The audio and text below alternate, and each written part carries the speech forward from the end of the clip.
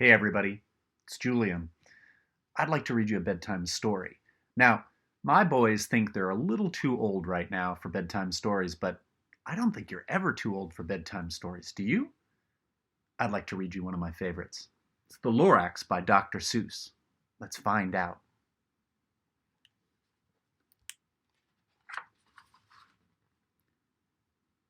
At the far end of town, where the grickle grass grows, and the wind smells slow and sour when it blows, and no birds ever sing, excepting old crows, is the street of the lifted LORAX.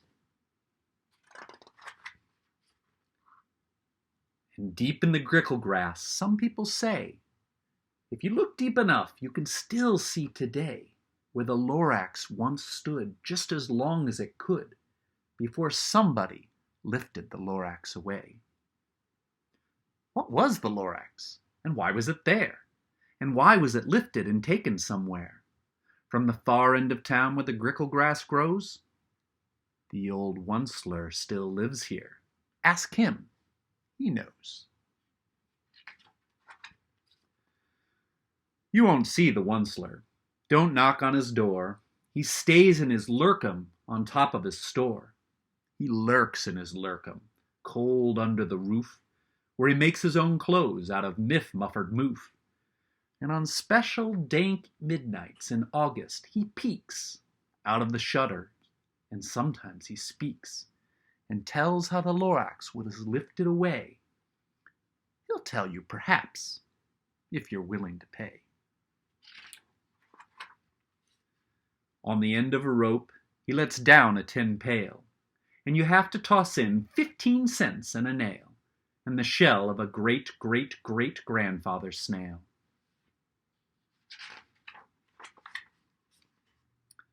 Then he pulls up the pail, makes a most careful count, to see if you've paid him the proper amount. Then he hides what you've paid him away in his snub, his secret strange hole in his grubulous glove. Then he grunts, I will call you by whisper-my-phone, for the secrets I tell you are for your ears alone. Slup! Down slups the whisper-my-phone to your ear, and the old Onceler's whispers are not very clear, since they have to come down through a snurgly hose, and he sounds as if he had smallish bees up his nose. Now, I'll tell you, he says, with his teeth sounding gray, how the LORAX got lifted and taken away. It all started way back, such a long, long time back. Way back in the days when the grass was still green, and the ponds was still wet, and the clouds was still clean, and the song of the swami swans rang out in space. One morning I came to this glorious place, and I first saw the trees, the truffula trees, the bright-colored tufts of the truffula trees, mile after mile in the fresh morning breeze. And under the trees I saw the brown barbaloots frisking about in their barbaloot suits as they played in the shade and ate truffula fruits. From the rippleless pond came the comfortable sound of the humming fish humming and splashing around. But those trees, those truffula trees, all my life I've been searching for trees such as these. The touch of their tufts was much softer than silk, and they had the sweet smell of fresh butterfly milk. I felt a great leaping of joy in my heart. I knew just what I'd do. I'd unloaded my cart. In no time at all, I had built a small shop. Then I chopped down a truffula tree with one chop. And with great skillful skill and with great speedy speed, I took the soft tuft and I knitted a thneed. The instant I'd finished, I heard a gazump. I looked and I saw something pop out of the stump of the tree I chopped down. It was sort of a man. Describe him? That's hard. I don't know if I can. He was shortish and oldish and brownish and mossy, and he spoke in a voice that was sharpish and bossy. "Mister," he said with a sawdusty sneeze, "I am the LORAX. I speak for the trees. I speak for the trees have no tongues, and I'm asking you, sure, at the top of my lungs." He was very upset as he shouted and puffed, "What's that thing you've made of my truffle tuft?" "Look, LORAX," said I, "there's no cause for alarm. I chopped just one tree. I'm doing no harm. I'm being quite useful. This thing is a thneed. A thneed is a fine something that all people need. It's a shirt, it's a sock, it's a glove, it's a hat. But it has other uses. Yes, far beyond that. You can use it for carpets, for pillows, for sheets, or curtains or covers for bicycle seats." The LORAX said, "Sure, you're crazy with greed. There is no one on earth who would buy that fool thneed." But the very next minute, I proved he was wrong. For just at that minute, a chap came along, and he thought that the thneed that I'd knitted was great. He bought it for $3.98. I laughed at the LORAX. "You poor stupid guy. You never can tell what some people will buy."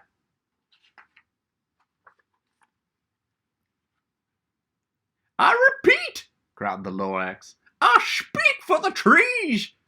"I'm busy," I told him. "Shut up, if you please." I rushed across the room, and in no time at all, I'd built a radio phone. I'd put in a quick call. I called on my brothers and uncles and aunts, and I said, "Listen here, here's a wonderful chance for the whole Wonsler family to get mighty rich. Get over here fast, take the road to North Nitch. Turn left at Weehawken and sharp right at South Stitch."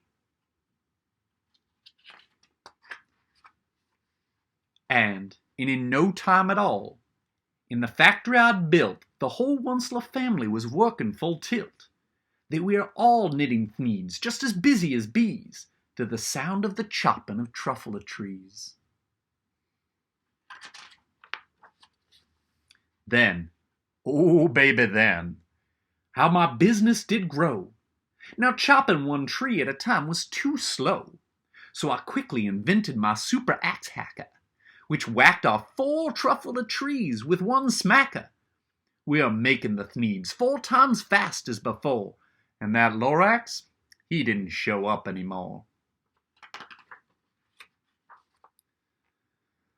But the very next week, he knocked on my new office door.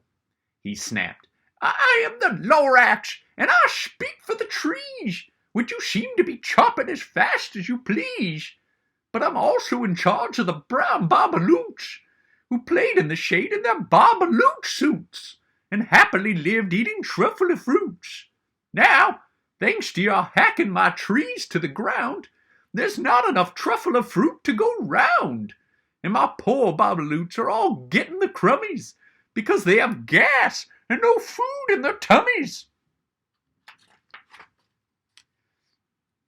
They loved living here, but I can't let them stay. They'll have to find food, and I hope that they may. Good luck, boys," he cried as he sent them away. I, the Wonsler, felt sad as I watched them all go, but business is business, and business must grow, regardless of crummies and tummies, you know. I meant no harm. Most truly I did not. But I had to grow bigger, so bigger I got.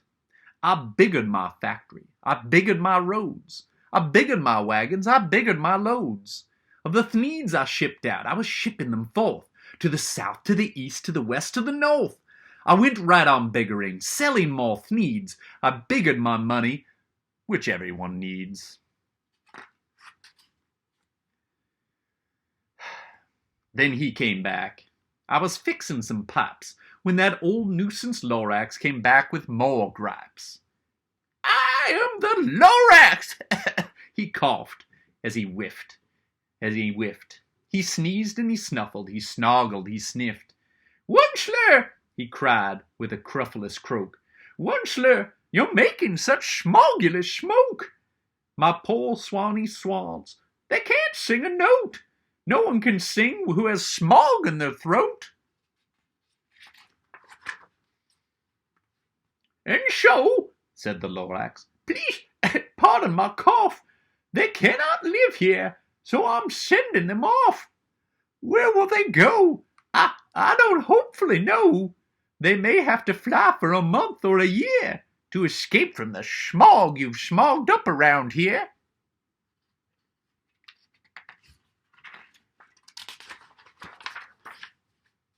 What's more, snapped the Lorax. His dander was up.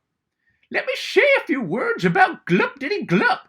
Your machinery chugs on day and night without stop, making glup-diddy-glup, also slop-diddy-slop. And what do you do with the leftover goo? I'll show you, you dirty old Onceler, you. You're glump in the pond where the humming fish hummed. No more can they hum, for their gills are all gummed. I'm sending them off. Oh, their future is dreary. They'll walk on their fins and get woefully weary, in search of some water that isn't so smeary. Well, then I got mad. I got terribly mad. I yelled at the Lorax, now listen here, Dad.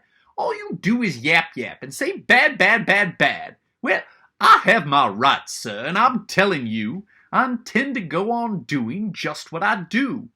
And for your information, you Lorax, I'm figuring on biggering and biggering and biggering and biggering, turning more truffle trees into needs with everyone needs.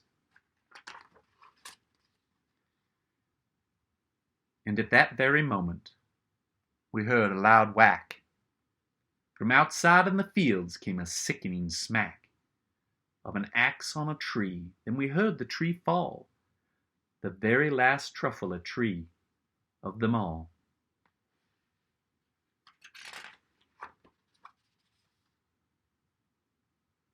No more trees, no more needs, no more work to be done. So in no time at all, my uncles and aunts, every one, all waved me goodbye. They jumped in my cars and drove away under the smoke-smothered stars. Now all that was left, 'neath the bad-smelling sky, was my big empty factory, the Lorax and I. The Lorax said nothing, just gave me a glance, just gave me a very sad, sad backwards glance, as he lifted himself by the seat of his pants.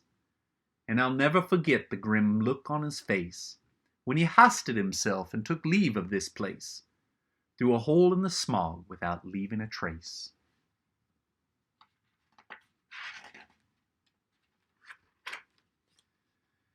And all that the Lorax left here in this mess was a small pile of rocks with one word, unless. Whatever that meant, well, I just couldn't guess. That was a long, long ago. But each day since that day I've sat here and worried away through the years while my buildings have fallen apart.